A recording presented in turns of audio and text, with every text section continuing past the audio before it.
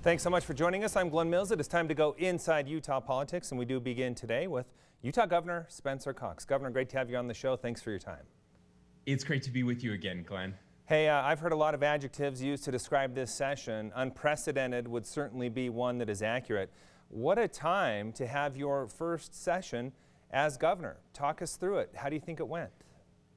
Well, I think it went very well, actually, and I've used lots of different adjectives, but it was a weird session for sure. Different going through a pandemic, of course, as a new governor with a new cabinet, a whole bunch of new people who have never been through a legislative session before. But all in all, we feel very positive about the outcomes. We think there were so many good things that happened for Utahns, the budget, the tax cuts, everything that we were able to do, and really the collaboration. Certainly, there are some things that we're reviewing now that we're not crazy about, and we'll figure that out over the next 20 days that we have to sign or not sign or veto bills. But all in all, I would call it a very successful session. Talk more about that collaboration. I'd like to get your thoughts on that, because I've heard from many people, advocates and others, that it was just a bit of a challenge to try to get in with lawmakers and talk to them. So I know on a number of bills that you worked to negotiate with lawmakers. How did that work, given that you didn't have face-to-face access like you normally do?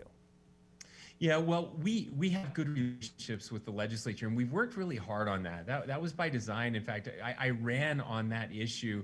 That was one of the issues that I cared deeply about. I felt like we didn't have as close of relationships as we could have. So we've started meeting with legislators right after the election in November. We broke them up into groups. We had Zoom calls with them. We talked about issues that were important to them. We talked about budget issues that they wanted in my budget. Those were things that my budget proposal, things that we had never done before. And then I went to caucus. I appeared multiple times in both the majority and the minority caucuses, talking about vaccines, talking about the pandemic, other issues that were important to them. And I really think that made a difference, having that close relationship and working through their issues as well as ours. Governor, I'd like to get into some specific issues with you now. Let's start off with a couple of transgender bills we saw come up. One would have banned the medical process for minors. The other would have banned transgender athletes from participating in girls' sports in the state of Utah. At one of your press conferences, you got very emotional about this. That was quite a moment in Utah politics in the time I've covered Utah politics. I'd like to know, paint the picture for us. You mentioned specifically meeting with these kids, getting to know them, getting to know what they're going through. What was that like? Well, I've had incredible opportunities over the past several years to work with people who are different than me, and that's an important thing. I think getting proximate is so critical to be able to make good decisions. And so this is, again, as I said in that press conference, and the first part of this didn't get much airtime, that it is important to protect women's sports. That's absolutely critical.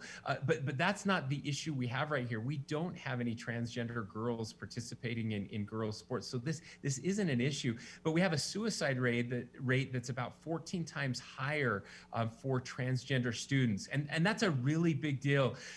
And so I wanted to focus on them and work with legislators to help them understand what really matters here, and let's just push pause on this and see if we can't find a better solution. So I was working very closely with the bill sponsor. We were working on a solution, but the bill did not pass through the Senate committee, and so it's dead for now, and we'll work on it with her over the next year. So Governor, give us an idea. What's on your mind as far as what would be an appropriate solution? Well, if I had one, I would have shared it, and that's why we're having those discussions. But what I can see is there are lots of groups that are working on this. One in particular is a group led by Martina Navratilova.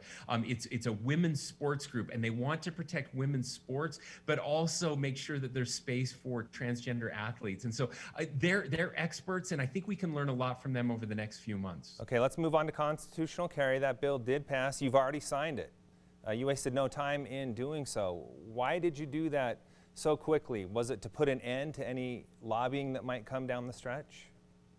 Well, there's a couple reasons. So bills that pass very early in the session, we actually have to sign them. There's a shorter time frame. We only have I think it's 9 days that we have to sign them. We don't get the full 20 days that we do after the session. And one, we have to deal with those bills that pass very early in the session, and so we did that. I think that that's important.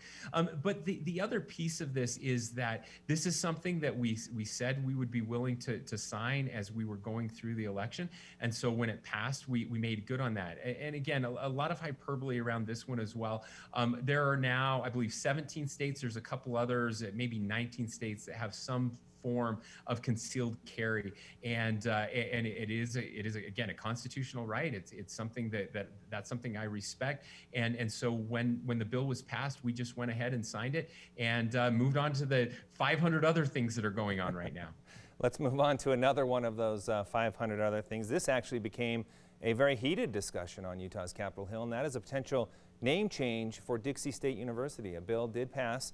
You will now review that. That will set in motion a potential name change. Do you believe the name needs to be changed?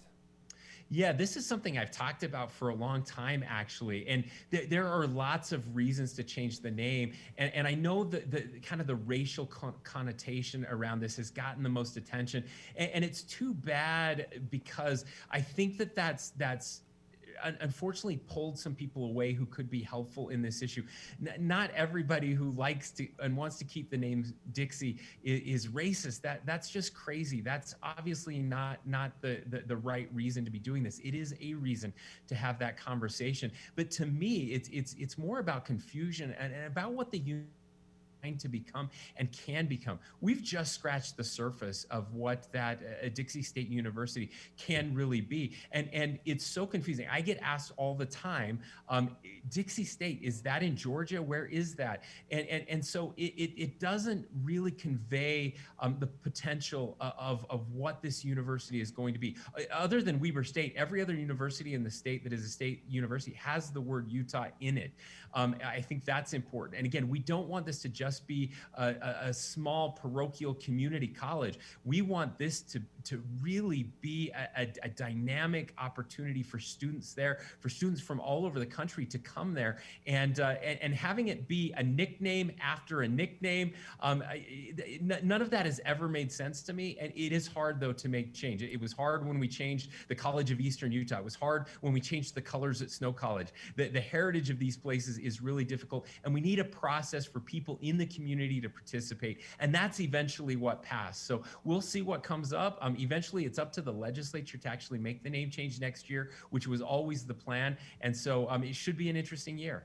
The legislature took aim at your emergency powers during a pandemic.